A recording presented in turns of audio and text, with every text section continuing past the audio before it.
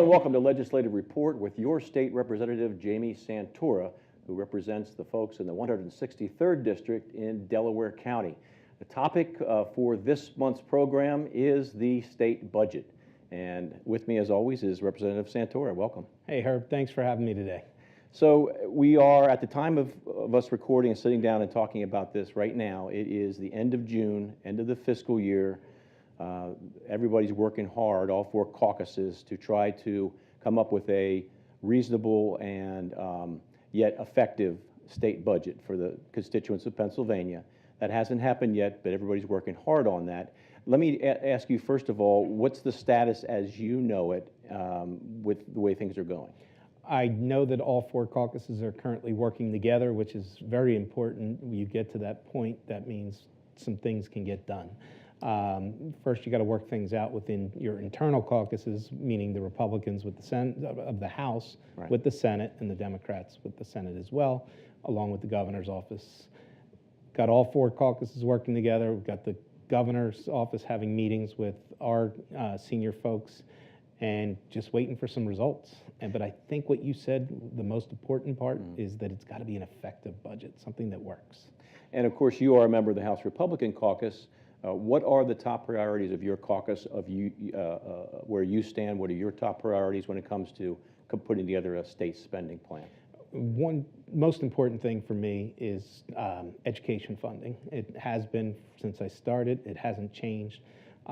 This year we have got $100 million in basic ed. We've got $25 million in special ed, $25 million in pre-K.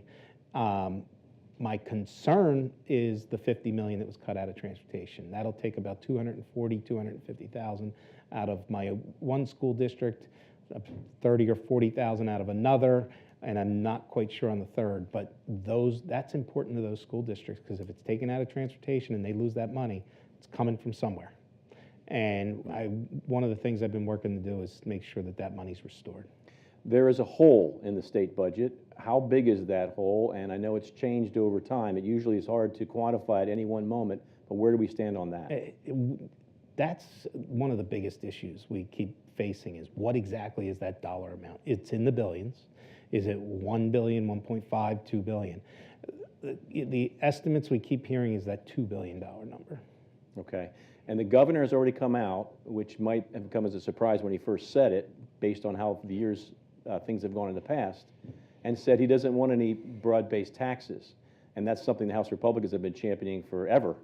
What do you think will happen there? So at the end of the day, I've always said we need to look at where we can cut spending without affecting the people of Pennsylvania, back to that affecting word. Right. Then what we've got to do is look at better buying, okay? And the last thing you do is look at taxes. So we're looking at revenue right now. So one of the aspects of revenue is the potential for some gaming expansion. Right. And there's some pretty intense ideas out there. There's everything from iGaming to VGTs. So there's a lot of opportunities. There's some working on some of our Category 3 casinos, which are, I call them the smaller casinos, but you actually have to charge a fee to get in, or have some type of resort fee that's associated with it. By removing that and allowing them to expand their gaming, there's opportunities for revenue by putting the potential of VGTs, which helps small businesses. We've got a lot of tavern owners that are responsible. They have liquor licenses. They've been in business for many years. They're looking for opportunities to be able to expand their business. So there are some opportunities. There's some opportunities in liquor as well. So we are taking a look at all of these avenues and negotiating with the Senate and the governor's office to figure out what everybody's willing to do in order to come up with a final package. We need revenue, period, the end. And maybe we should explain, you used a couple terms there. iGaming would be internet gaming, yes. And VGTs are video game terminals, which we see a lot. They're officially illegal right now if you go into a bar or tavern. But the idea is to make those But they're there. They're there, and they're operating illegally. So the idea behind that is, why not make them legal? The state can recoup some revenue from that in the form of taxes and license fees and that kind of thing. So that's all still up in the air and still being negotiated. That's true. And you've got what people have to understand is, with those gaming terminals that are already there illegally, we are already expending the funds to enforce it and try to go after these illegal terminals. Right. If we have that in place, by making them legal, we don't have to change that aspect. There still has to be enforcement, and that will remain. The idea, though, like you said, was it would bring a significant amount of revenue into the Commonwealth. Right, without having to raise taxes. Broad-based taxes Broad-based is taxes. very important. Sales tax, PIT, we've got to keep dollars in people's pockets right now. They need it. Okay, and I guess maybe finally, if I had to ask you a question on, you talked about controlling spending. Where do you see potentials for the biggest types of savings? Do you have any ideas on that? I feel like there's so much waste in government. I just feel like let's talk about real estate for a minute. It's something, that's the world I came from. Mm-hmm. In Pennsylvania, we have a bunch of leases signed for our departments, yet we have empty buildings right across the street, okay? Why would we not have a program in place that we can't lease from outside sources until our buildings are full? We sell our properties for pennies on the dollar.